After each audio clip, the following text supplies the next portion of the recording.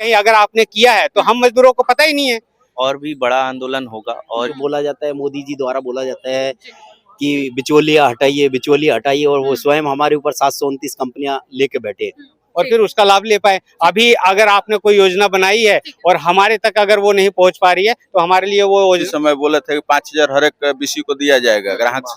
आज तक हम लोग को नहीं मिला। कहना चाहेंगे आज आप लोग जंतर मंतर पर आए हैं, जिस तरीके से मजदूर संघ के लिए लगातार सरकारें कहती कि हम काम करते, लेकिन फिर भी आप लोग सड़कों पे उतरे, क्या कहें? बिल्कुल, सरकार तो हमेशा कहती है और हर काम में बोलती है कि हम तो काम कर रहे हैं, लेकिन हकीकत से ये बातें कहीं कोसों दूर है।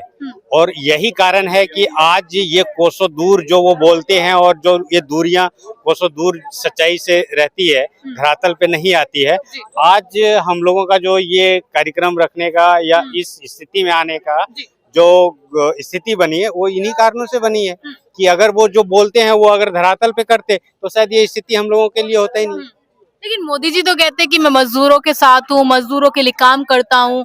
जब से मेरी सरकार आई है हमने मजदूरों के लिए काफी सारे नियम निकाले हैं।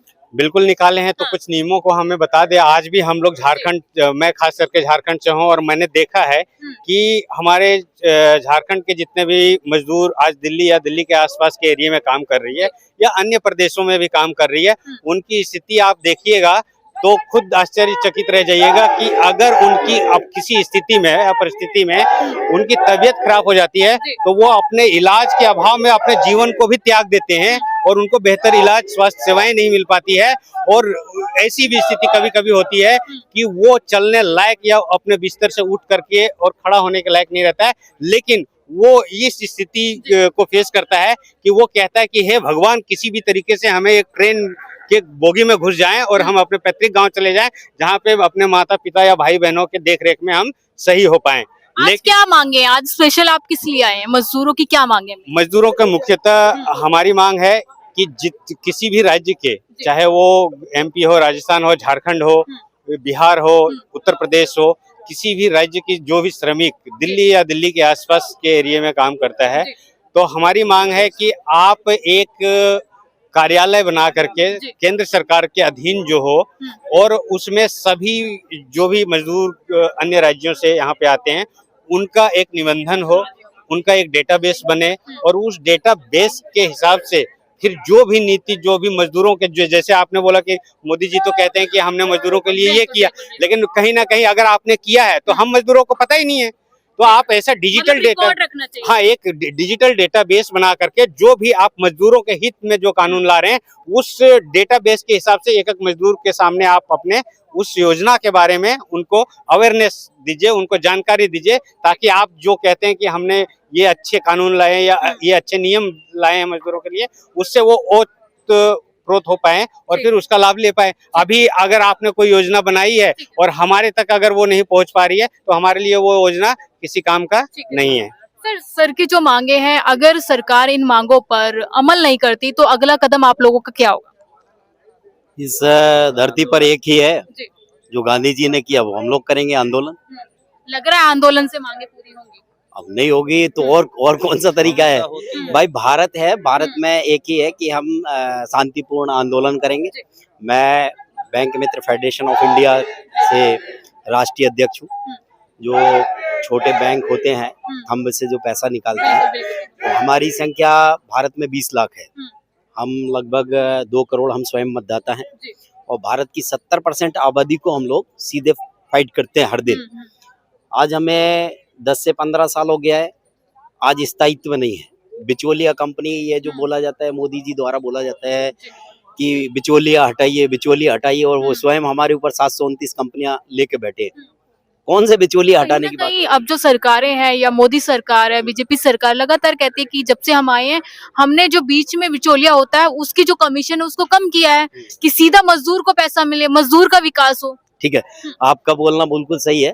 अब यहाँ पर एक मुझे ये समझ में नहीं आ रहा, बैंक मित्रों के साथ के लेके मैं बात कर रहा हूँ, 20 से 80% का रेशियो, कोई कंपनी 30 से 70% का रेशियो, किसी का 40 से 60, ये क्या है?